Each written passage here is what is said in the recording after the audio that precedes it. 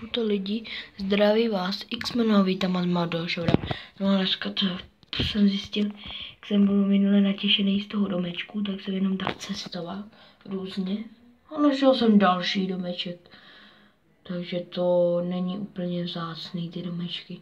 Už se skoro v každý bažině vyskytujou, takže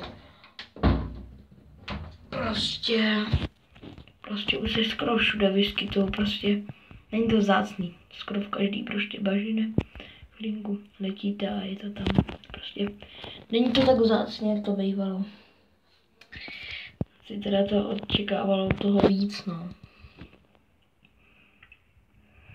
No, skoro v každý bažině to je takhle, no. Když tady nějakou prdí záchod, to není možný.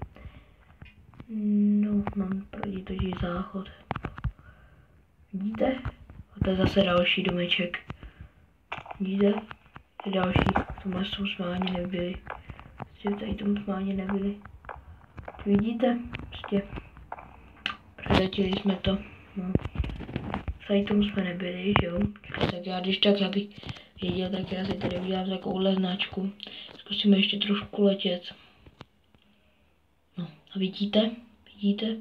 A to je ten, v kterým jsme zase byli. A koukejte, tak teď si ho poznačím.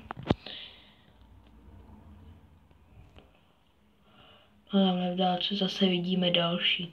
No. Prostě není to tak vzácný. Nebo tady to je taky srandovní, tady to je možná vzácný. Takhle vygenerovaný. No, jestli se vám toto video líbilo, můžete zanechat like nebo napsat komentář.